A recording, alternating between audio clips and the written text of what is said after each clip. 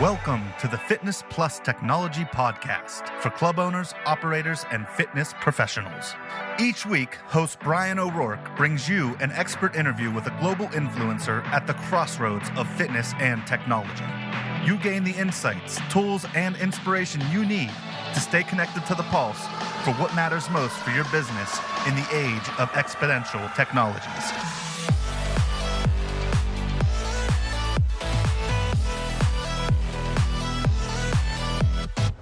Well, hello, listeners. Thanks for joining us at the podcast. I'm your host, Bryan O'Rourke, and Fitness Plus Technology is what we like to talk about here. It is June, and it's getting warm, so I hope you're getting outside and enjoying that weather. We have some events that are coming up. I know that Beyond Active's event in New York, which I'll be at, is coming up, so I hope to see you there. IDEA, of course, is coming up in LA, and I'll be there on that Thursday with Amy and the team there. That'll be fantastic. That's coming up next month in July, so check it out. So I hope to see you across the world sometime soon. Today, our guest is Chris Edwards, and Chris was a recent recipient of the Fitness Plus Technology Council's Innovation Award as the leading innovative fitness professional. Congratulations to Chris and his business, TriCore Wellness.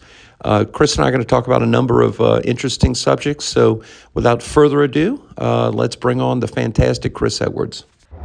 Well, hello, listeners. As I said, we have the pleasure of welcoming Chris Edwards. And Chris, congratulations on being recognized by the Fitness Industry Technology Council as a leading professional innovator in our space. And welcome to the podcast, my friend. Thank you, sir. Appreciate it. It's an honor to be here. Thank you again for the award. It was truly an honor, and got a lot of emails and phone calls and text messages and messages from all over the world from everybody when I got this. So it's been a great, community connection and outreach opportunity as well. So thank you, and honor to be here. Well, thanks, Chris. Really appreciate it. So I know that we're going to have some interesting things to explore given your history. And before we get into kind of your background and story, Chris, tell us what in your mind is wellness. We hear a lot of people use that term. What do you define it as being? Man, that's a great question. I would say this: wellness is essentially living optimally without limitations, or minimizing limitations.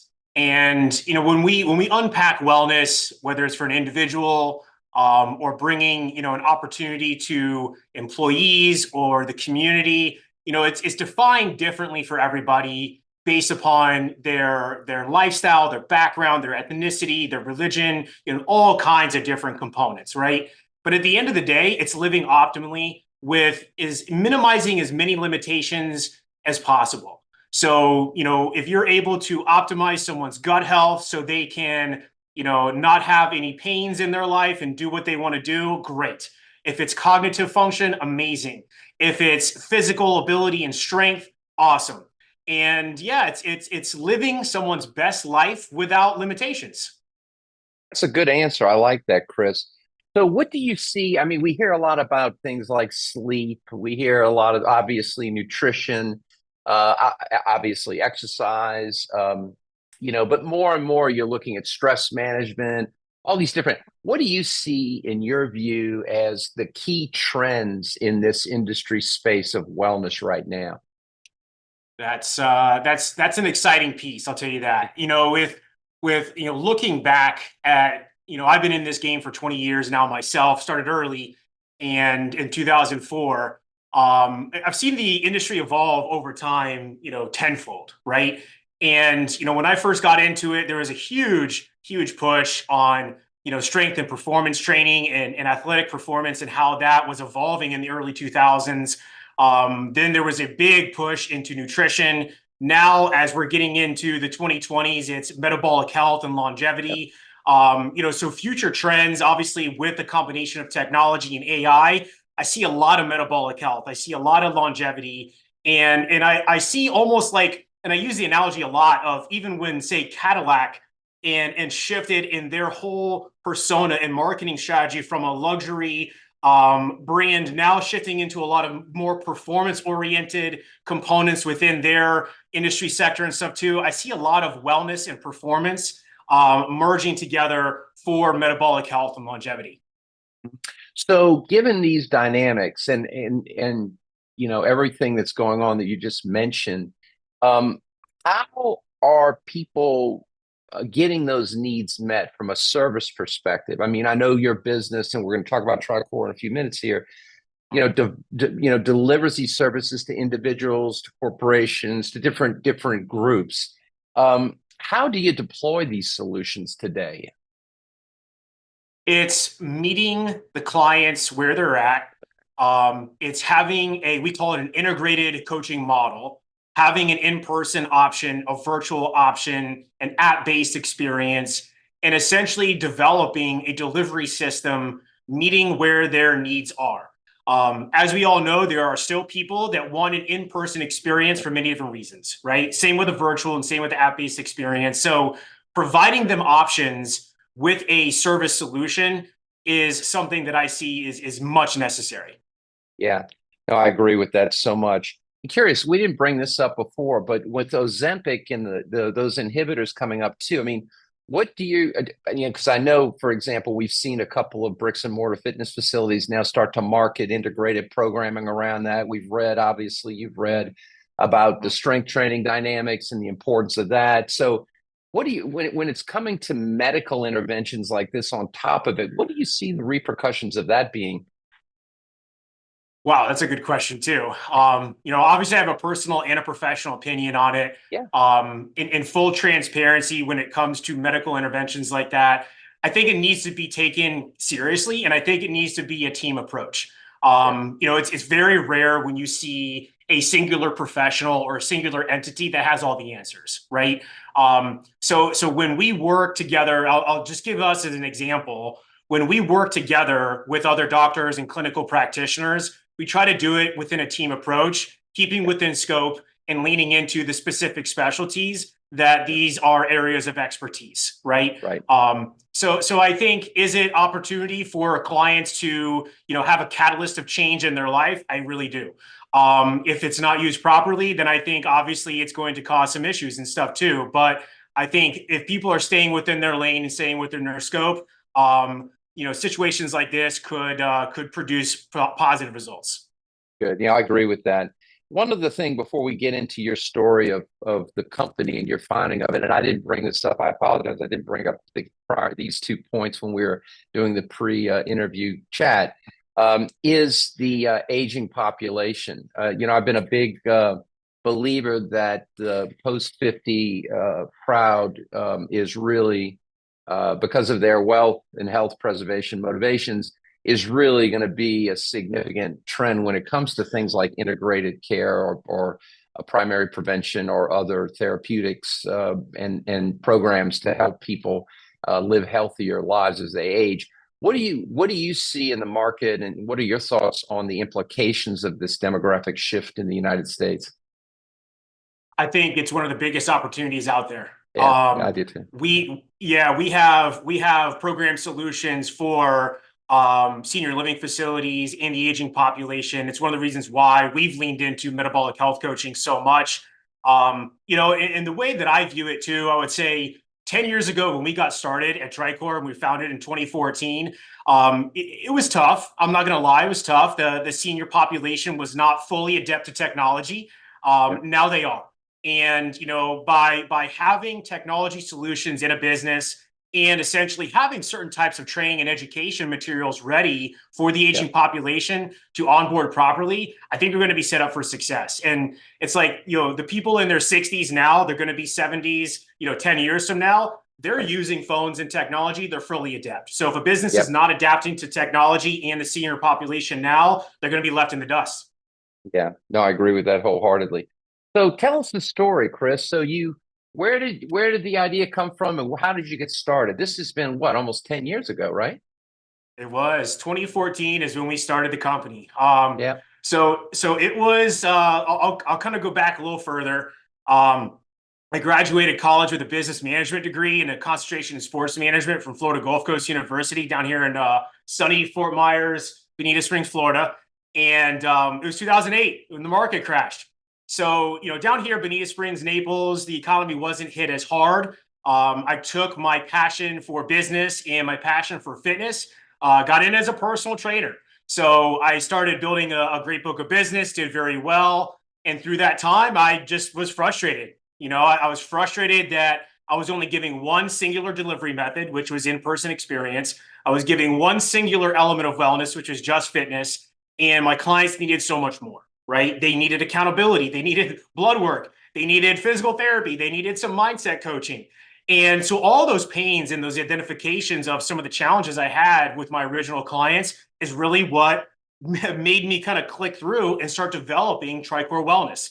So 14, we started. It started off with, and it's kind of funny, at the time in the state of Florida, a personal trainer could not do nutrition consulting. So it was very much a habits-based approach to lifestyle management. Since then, the laws have obviously changed. So that's been expanded now. But that's how it started, was adding on lifestyle coaching. So in 2018, we developed a clinical nutrition and blood testing program. We evolved quickly into corporate wellness solutions. Then we brought into physical therapy, brought that program option on. Let me backtrack a minute. 2016 is actually when we got into technology, and we adopted the Trainerize platform, which we still have till today. And we've got a phenomenal relationship with the guys at ABC and Trainerize as well too. But that's kind of been the evolution there. And we did very, very well. But then 2020 hits, and everybody knows what happened in 2020. And we ultimately had a major shift in our mindset due to the fact that we had other businesses coming to us and saying, hey, how do you do what you're doing? We had been adopted technology early. We built a multi-program solution in wellness services and in different strategies for small business growth strategies as well, like employee wellness and community services. And we had this huge opportunity, right? Everybody was home. So now we started business consulting. So over the last 4 years, we've basically taken our model and put together a white labeled licensing solution to work with other fitness coaches, fitness businesses, enterprise level organizations, and get them into an integrated coaching model that combines in-person, virtual, app-based, plus expanded wellness services to provide that better new client experience for what people are looking for.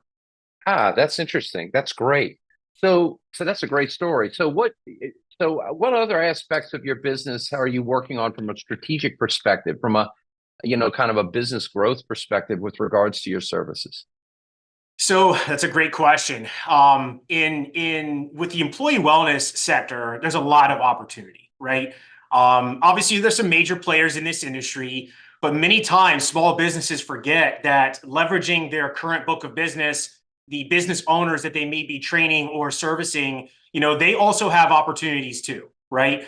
And so that was one opportunity for business growth that we really leveraged and put a lot of time, attention, and data and analysis into. And we've had some very successful employee wellness programs literally all over the world. Another one is a community-based program where we're working with neighborhood communities, golf club communities, country club communities, and servicing their members in essentially providing them the fitness and wellness experiences that those members are looking for. Many times it is in person, but down here in Florida, it's very seasonal. So we have a lot of seasonal residents that will leave all summer long. So by providing them those virtual and app-based opportunities to continue that relationship with their coach, and also providing expanded wellness services using things like connected devices and using their health data and online programming to really stay in touch with them year round, it's been a phenomenal opportunity. So those are two examples of some growth strategies that we have, and it's been working really well. That's great to hear. So, today, everyone, not everyone, but a lot of people say to themselves, hey, I really want to have my own company in this space. I want to think about maybe doing something like what you've done in the 10 years since you started. Are there any pearls of wisdom or insights that you can share with the listeners, Chris, that comes through your 10-year journey to today? It's another really good question. You got some good ones, Bryan. I would say this. The fitness, health, and wellness professional is very technically proficient, right? When we're doing business consulting now with businesses or coaches, singular, many times they lack a lot of business knowledge, experience, and expertise. If to be successful, I would say definitely having some type of business background, acumen, skill set in business management, marketing, sales, what have you, that is going to really help everybody across the board. So, and I'll give an example. I had a call today with a father, and his son just graduated with an exercise science degree. And I asked him, I said, what else did he do in college? And he said, he got a major in business too, or a minor in business too. And I was like, okay, good. And we had this same conversation here. The next piece, pearls of wisdom, outside of having some business knowledge and expertise, is adopting technology, right? You cannot beat around the bush. We were early adopters in it. With getting Trainer Eyes and virtual services back in 2016, we had to jump on the market when COVID hit. We've lived the pre-COVID, intra, and post-COVID experience with technology. But I would say business, skills, and acumen, and technology integrated into your business model now. And those would be some really significant pearls of wisdom for sure. Yeah, it's hard for people to figure out how to do it, but you've got to figure out how to do it, right, Chris? Yeah, and it's different for every business and every person too. Sometimes app services might not be the best for this business model, and sometimes they are the greatest thing. And same thing with virtual. So there's a lot of ways to leverage technology, but you have to have some you got to have your toe in the water per se. Yeah, and you also have to be really careful, as I know you've been through this, like with your group of Trainer Eyes or others. I still on a routine basis get calls from folks that are telling me how they're building the next great app that's going to do this stuff. And I try to tell them, please don't do that right now. You have other things to figure out, right? It's a crowded marketplace. There's a lot of great companies that have, really aced this thing. So yeah, that's tough to do. That's tough to do. Yeah, it is tough to do. Chris, thank you so much. And again, congratulations to you and your organization for the recognition. And I appreciate you being a supporter, and always a pleasure to talk to you and learn about the area of wellness and what you're up to and innovating around it. Awesome. Thank you, Bryan. Appreciate it. Talk to you soon. Yes, sir. Hello, listeners. This is Bryan O'Rourke, and thanks so much for listening to the Fitness Plus Technology Podcast. The podcast is made possible by the Fitness Industry Technology Council, a consortium of global brands working together to enhance the adoption of technologies in the fitness space. Our company, Videri Ventures, which is invested in Vertimax, Montezuma, Gold's Gym, Houston, Texas, and Fitness 24/7 Thailand, also underwrites the podcast, along with our service companies, Integris Advisors, Moon Mission Media, and others. Please feel free to share this podcast with your colleagues. And if I can be of any assistance to you, don't hesitate to reach out, bryanko'rourke@gmail.com, or find me on any of the major social networks. Have a great day, and thanks for listening.